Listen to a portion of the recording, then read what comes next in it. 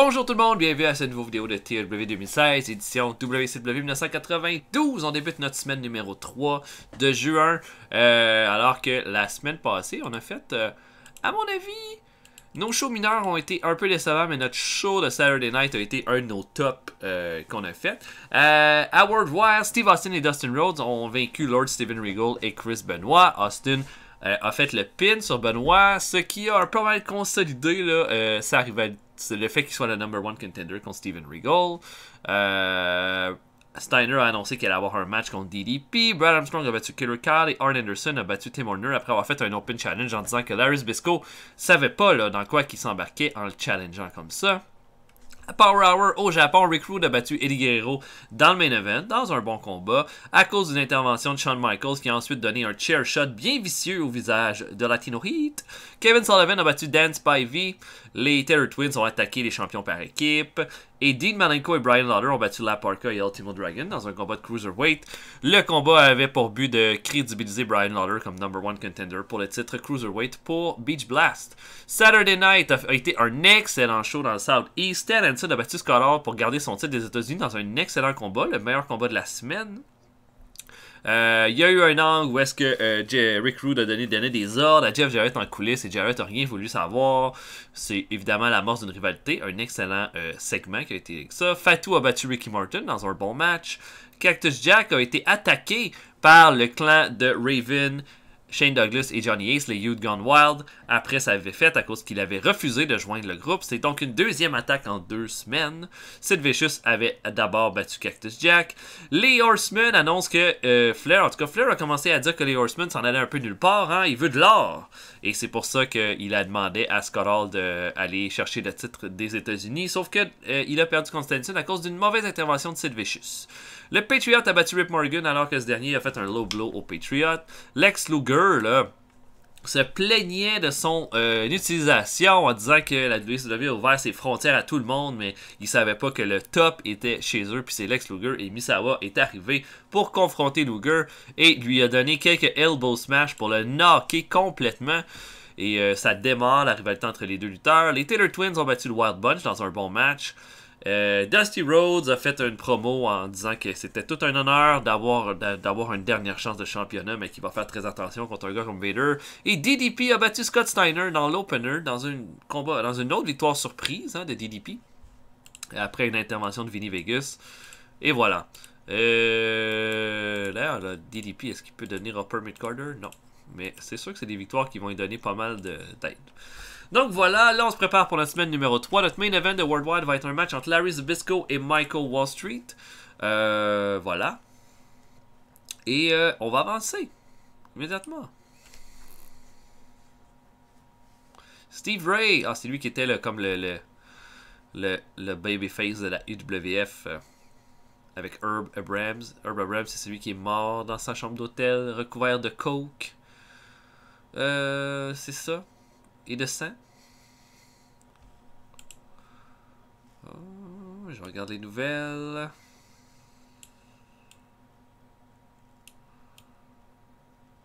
Pas l'air d'avoir rien de spécial.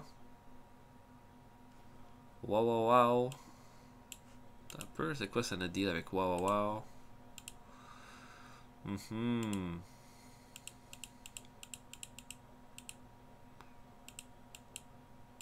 Bon, ça c'est ce deal-là avec Wawa, il va s'en aller parce qu'on va avoir le deal avec G-Sports qui s'en vient, qui va nous donner une super grosse visibilité au Japon.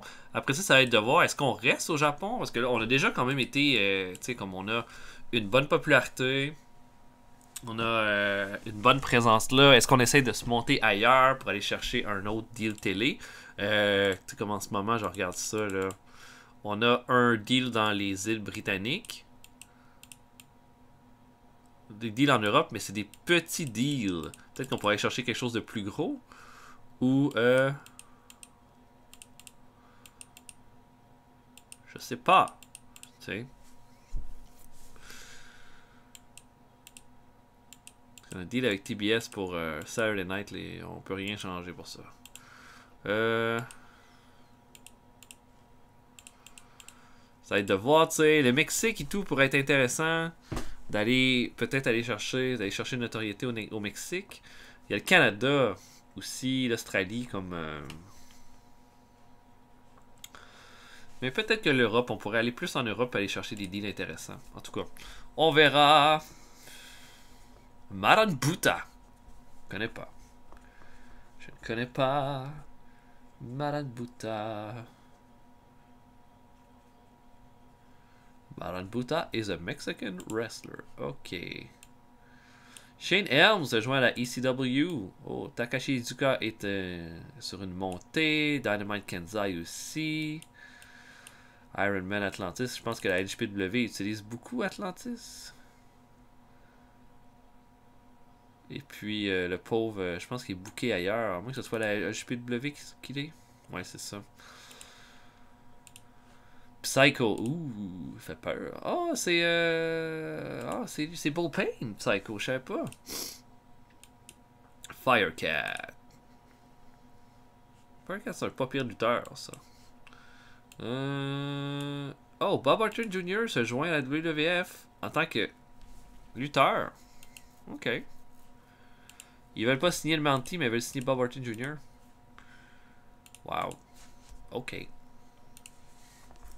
veulent pas signer Bret Hart, mais ils veulent signer Bob Orton Jr. aussi. Ok.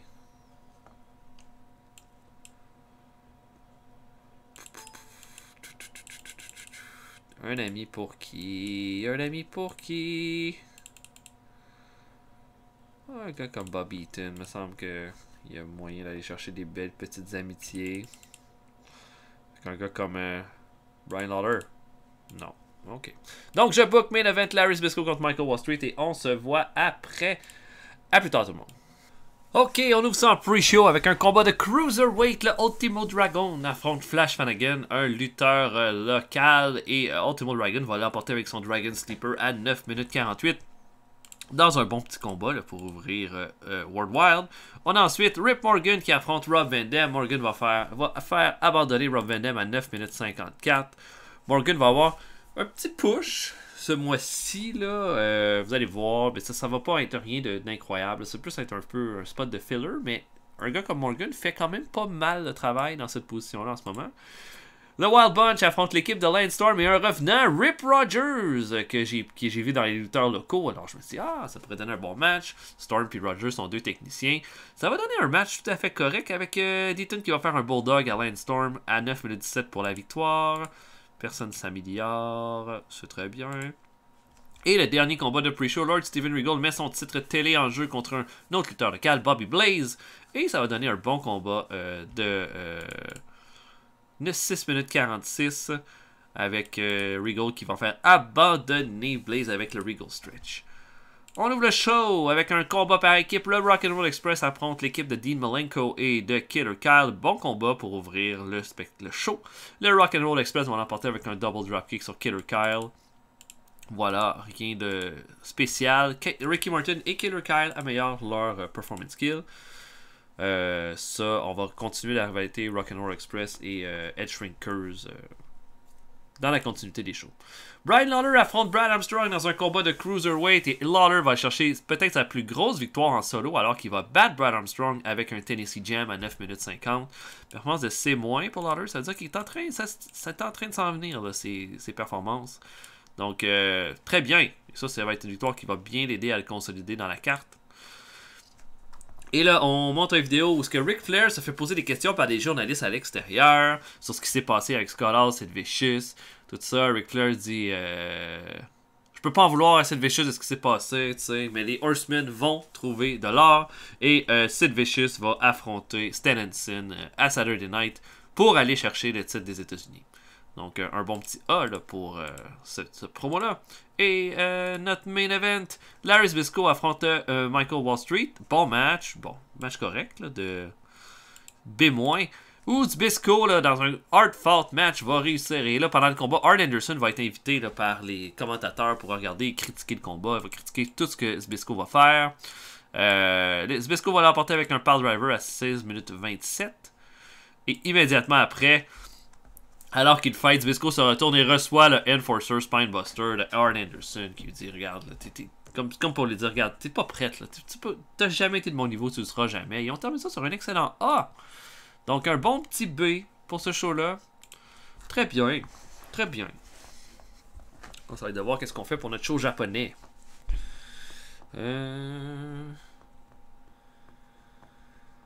C'est ça, là, quand on va être au Mexique, ça va être encore plus tough, là, de...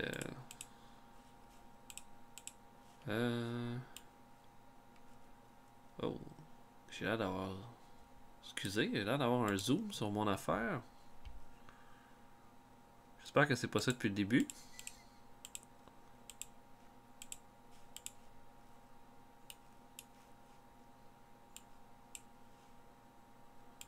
Donnez-moi un instant.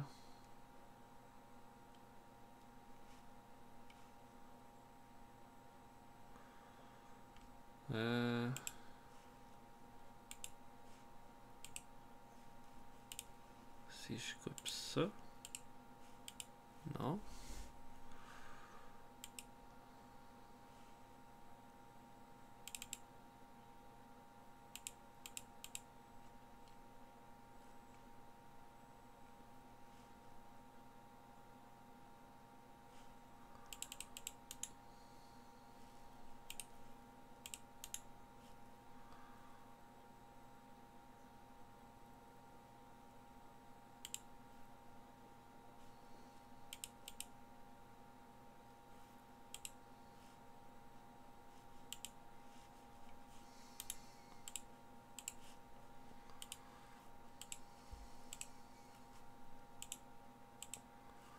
Ah. Bon. Ça semble arrangé. Hey, je suis désolé hein, si ça a fait une erreur pendant le...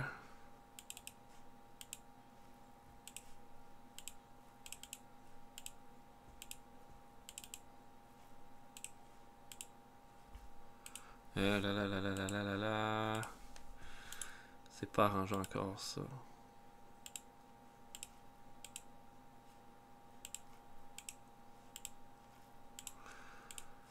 Ok, bon, ça semble arrangé, ce que j'espère. Oh, c'était le PP Fire in the Hole 2. Avec nos lutteurs qu'on veut pas. C'est juste qu'on peut pas fermer ce développement-là. D'ailleurs, je peux-tu vendre ça, moi? Le territoire de développement. Pas vraiment.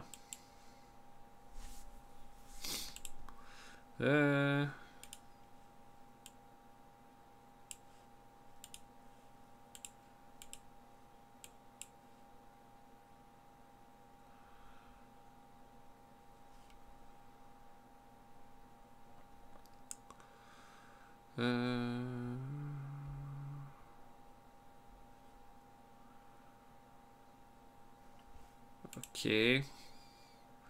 Donc, notre show au Japon.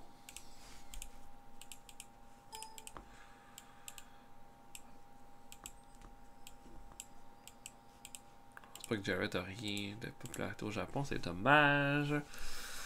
Non, pas autres non plus. Eddie est toujours populaire au Japon. Est-ce que je le réutiliserai en main event? Peut-être bien, pourquoi pas. Ah,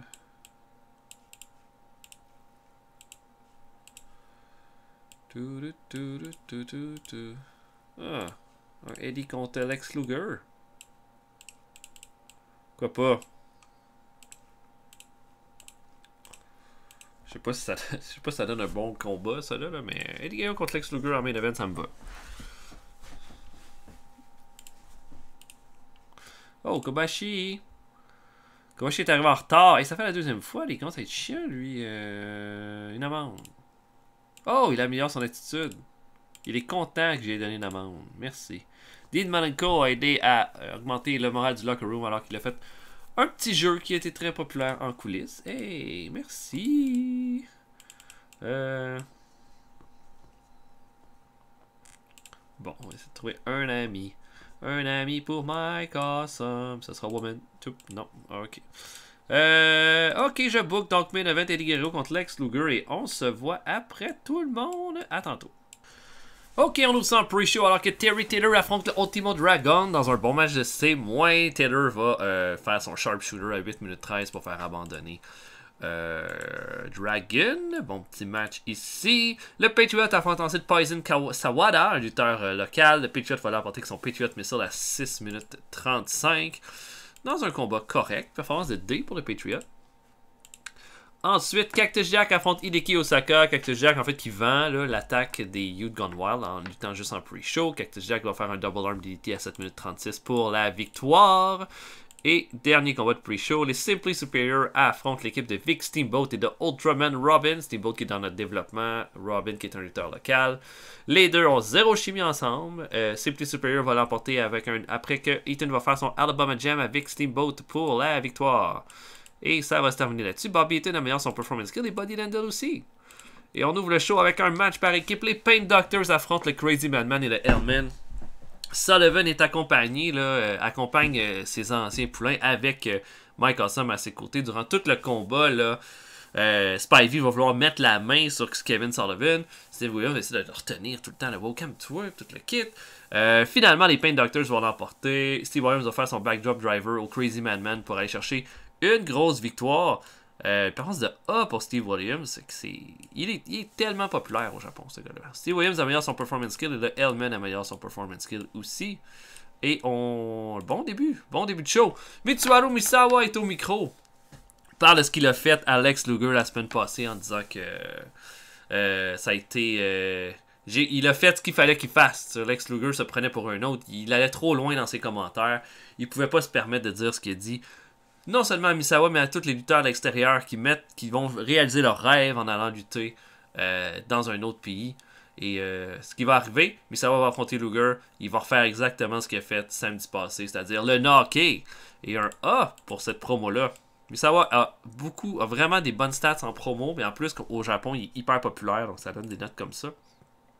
Mr. Hughes affronte George Hines, combat un petit peu nowhere comme ça, mais George Hines va l'emporter avec son Hines Driver à 10 minutes 24. C'est question de lui donner un peu de popularité, vu qu'il est quand même pas pire populaire au Japon. Et ensuite, alors que Eddie Guerrero fait son entrée pour son combat, il reçoit encore une fois un Sweet Shine Music, cette fois derrière la tête de Shawn Michaels, qui va simplement le laisser gire au sol et va quitter encore une fois là, Michaels qui fait son connard avec Eddie Guerrero. Et là, on a notre match. Luger ramène Eddie Guerrero dans le ring. Guerrero va revenir un peu dans le combat, va essayer vraiment de se donner le plus qu'il peut. Sauf que au final, Guerrero est encore meurtri de l'attaque de Shawn Michaels, va recevoir le Flying Forearm de Lex Luger qui va l'emporter. Ça fait un B-, mais Luger, j'ai essayé de faire un style de show, mais je pense pas que Luger avait ce qu'il fallait pour ça. En tout cas, il avait pas le stamina pour faire ça. Donc Luger l'emporte. Et ben fier, tout le monde le déteste au Japon. Le monde aime beaucoup plus Misawa. Et c'est comme ça que ça se termine. Un petit B-. Là, la question c'est, est-ce que Hanson contre Vicious, je fais ça en main event ou en opener? Je pourrais le mettre en opener du match, puis avoir quelque chose d'autre. Bobby Eaton dit que Buddy Landell est en train de devenir un bon worker. Il fait de la pub pour son partenaire. Hey, je vois ce que tu essaies de faire. J'essaie de voir s'il y a quelque chose de spécial. Non. UWF Fury Hour. Oh, le Wrestling Challenge. Dino Bravo et le Mountie ont battu Tugboat et Simba. Ils continuent d'utiliser le Mountie puis de le faire gagner en plus. Ils sont fous. Fury Hour, Brian Blair et Outrageous. Ah, ça doit être Albert. Ont battu Rhythm and Blues, Valentine et le Honky Tonk Man.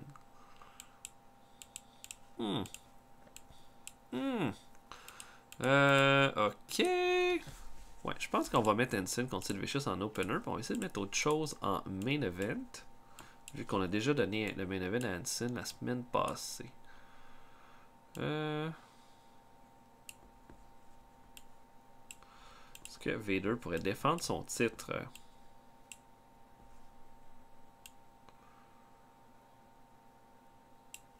Contre au moins un mid-carder, tu sais.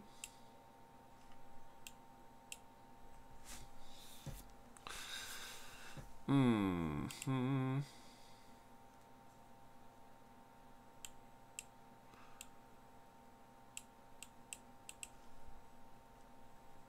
fera pas un rematch avec Steamboat. Mais peut-être que juste... Wow. Est-ce que j'oserais faire un main event entre Norman le Lunatic et Vader?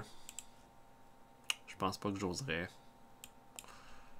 Mais contre Owen Hart? Contre Liger? Pourquoi pas? Trouve une twist, là.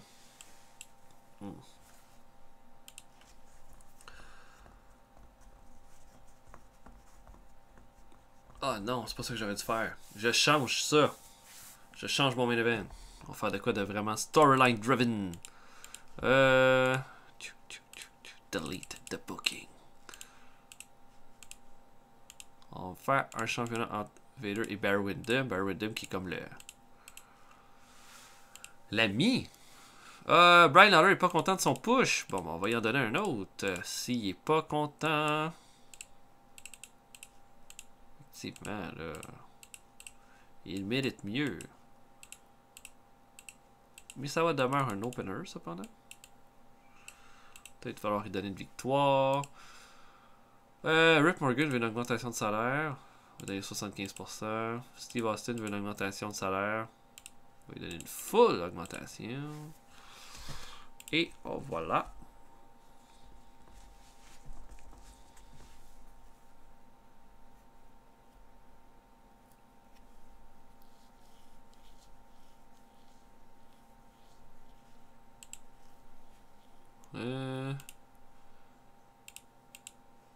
Nos ratings sont sortis. Je regarde s'il y a quelque chose. Bill Dundee se retire. Ed Moretti pas content. Il est pas mal mieux dans notre game de WWE 87 lui. Je regarde l'état de mes storylines.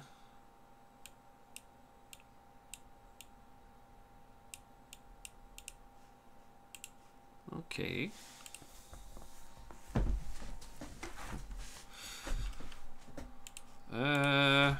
Oh, des incidents. Steve Armstrong et Arn Anderson. Steve Armstrong a été amené au Wrestler's Court. Il a oublié de serrer la main d'un des lutteurs dans le locker room. Le juge l'a mis.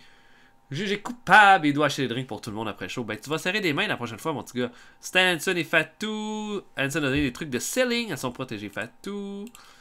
Et Hansen a donné des trucs de babyface à son protégé Killer Kyle. Wow. Est-ce qu'il y a bien quelqu'un que je veux pas voir en face? C'est bien Killer Kyle. Bon, on va essayer de trouver un ami. Avini. Owen Hart. Yes! Ça marche! Vinny Vegas et Owen Hart sont rendus des bons buddies. Yeah! Bon, je book main event et on se voit plus tard, tout le monde. À tantôt. Ok, on ouvre le pre-show alors que Kenta Kobashi s'en fera à Biff Wellington. Kobashi va faire son Brainbuster à 8 minutes 41 pour la belle victoire ici. Continue sa winning streak. Max Payne affronte Lance Storm. Payne va faire son Wallapalooza à 5 minutes 17 pour l'emporter. Belle performance de Max Payne avec un C. Les Hart Warriors défendent leur titre par équipe alors qu'ils affrontent l'équipe de Victor Zagnzev et de Yokozuna. Yokozuna est hyper... c'est une super belle performance de C-. Ce gars-là va être prêt à rentrer là, dans le roster avant longtemps. Et puis les deux montrent une excellente chimie ensemble. Performance de B+, pour Liger en plus. En tous les cas, Liger va faire un Brainbuster à Zagnzev pour la victoire. Et ils gardent leur titre pour une 14e défense de titre. C'est très bien. Et le dernier combat de pre-show, Arn Anderson affronte Ultimo Dragon et le bat avec son Enforcer Spinebuster à 8 minutes 37. Ultimo Dragon améliore son Rumble Skill et Arn Anderson son Performance Skill. On ouvre le show alors que Stan Hansen défend son titre des États-Unis contre Sid Vicious.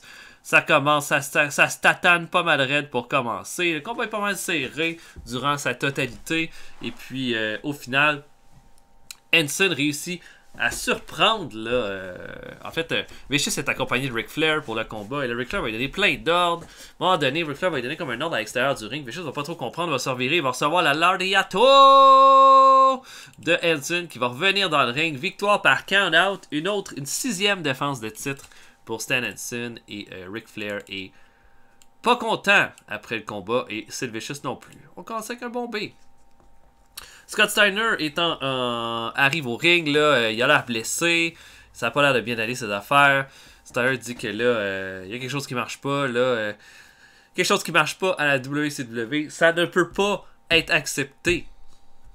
Des situations comme ça où est-ce que mon frère est blessé, là après ça ils viennent de m'attaquer. Vous savez quoi, les Greasers pourront bien faire tout ce qu'ils voudront, je vais toujours me battre malgré tout. Et là les Greasers vont voir, et là ils vont arriver, et là ils vont sentir la chair fraîche, hein, la vulnérabilité de Steiner qui est un peu blessé. Ils vont monter dans le ring, on s'entend une attaque, mais Sting va arriver. Et il va s'en prendre à DDP et à Vinny Vegas au point où ils vont quitter le ring. Et Sting va juste serrer la main de Steiner pour lui dire « Moi, je suis là pour t'aider dans toute cette affaire-là. » Et un bon petit B pour ce segment-là. Très bien. Rick Rude est encore fâché de ce qui s'est passé avec Jeff Jarrett la semaine passée. Ce gars-là a aucun respect. Ce gars-là a aucun respect pour les vedettes. Ceux qui ont construit puis pavé le chemin pour lui à la WCW. Ben, c'est quoi? À Beach Blast, Rick Rude va juste arrêter le chemin de Jeff Jarrett, le renvoyer dans le club école, parce que c'est là qu'il mérite d'être. Bon, pour cette promo-là. Steve Armstrong affronte Raven, premier combat de Raven là, depuis là, son changement de gimmick, depuis qu'il n'est plus Jeffrey King. Raven va être en mesure de faire son DDT à 12 minutes 15 dans un combat correct, de bon match de C+. On va falloir changer la gimmick de Raven. Et là, immédiatement après le combat, Johnny Ace et Shane Douglas arrivent et se mettent à continuer de tabasser Steve Armstrong, un autre lutteur qui devient la victime de Youth Gone Wild. Un C-. Chris Benoit a fait une promo disant que, il y a 2 semaines, il a dit à Dustin Rhodes qu'il devrait avoir honte que son père continue de lutter. Ben, il devrait avoir encore plus honte quand il a vu que Dusty Rhodes allait devenir le number 1 contender. Il annonce d'avance à Dustin que son père va se faire tuer par Big Van Vader dans le ring, puis que ça va être une déception. C'est juste de ça qu'on va se rappeler de toute la carrière de Dusty, c'est comment qu'il va avoir tombé. Un petit C pour cette promo-là. Steve Austin et Norman le Lunatic affrontent l'équipe des Taylor Twins. Bon match de B- avec les Taylor Twins qui vont l'emporter alors que Steve Austin va se faire distraire par le champion télé, là, Lord Steven Regal, qui va être en bas du ring. Ça va laisser Norman le Lunatic tout seul avec les Taylor Twins qui vont faire un double team pour le pin et la victoire. Norman le Lunatic améliore son Rumble skill avec ce match-là. Et là, une promo, wow, une grosse promo là, des Edge Shrinkers contre le Rock'n'Roll Express, de B+. Fatou et Samu disent que c'est eux qui ont enlevé les titres par équipe pour Rock'n'Roll Express l'année passée. Puis c'est exactement ce qui va se passer à Beach Blast. Ils vont arrêter leur petit momentum qu'ils pensent avoir en ce moment, puis les retourner là, dans l'oubli, où ils méritent d'être. B+. Jeff Jarrett affronte Tracy Smothers dans un bon combat de 14 minutes 19. Jarrett va faire son figure 4 leg lock. Question de bien mettre en avant Jarrett avant son combat contre Rick Rude. Et là, Vader va faire une promo avant son combat de championnat contre Barry Windham. Il dit ça a l'air que Barry Windham, c'est un de tes bons amis, là, Steve. Mais regarde-moi bien aller. Regarde-moi aller parce que ce soir, Barry Windham, là, c'est pas un petit combat que ça va être un massacre. Et je veux que tu vois ça parce que c'est exactement ça qui va se passer quand tu vas être dans le ring à Beach Blast. Puis regarde, peut-être après ça, je vais décider de mettre la main sur ton fils puis de le détruire aussi. Donc un gros A pour cette promo-là. Et Vader affronte Barry Windham dans un bon match. Bon, c'était pas associé à aucun hot storyline. Puis ça a l'air que le combat était trop court. En tous les cas, Vader va faire 3 powerbombs à Barry Windham jusqu'à temps que l'arbitre décide d'arrêter le combat là, par knockout. Vader fait une 8e défense de titre. C'est notre meilleur champion heavyweight qu'on a eu depuis le début de notre partie. Et on termine le show comme ça avec un Vader ultra dominant. Ça nous fait un bon B+. Pour notre show. Et là, on se prépare pour le Go Home Week avant Beach Blast.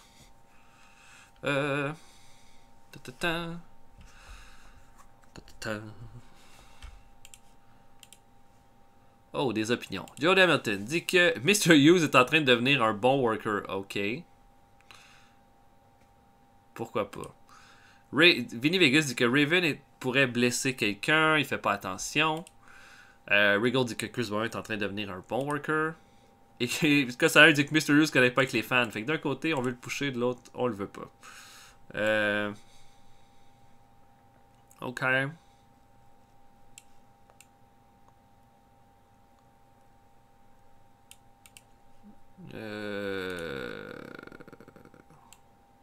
Ah ouais, la USW veut pas garder Steve Kern. Pardon. HPW, Maeda et Taue ont battu Kawada et Jumbo. Taue et Kawada devraient être en équipe. Hashimoto et Fujinami battent Darkness Fall. L'équipe de Kushinaka et Ueda. Ok. C'est bon. Bon, on va faire quel combat pour notre...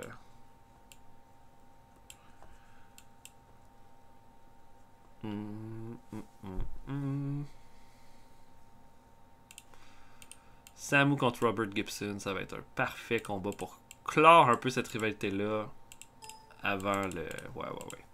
Un parfait main event pour World Wild. Samu contre Robert Gibson. Voilà, ce sera pour notre prochain épisode. J'espère que vous avez apprécié. En attendant, si vous avez aimé, likez la vidéo, laissez des commentaires. Et pour le reste, on se voit pour un prochain épisode bientôt. Salut tout le monde, à la prochaine.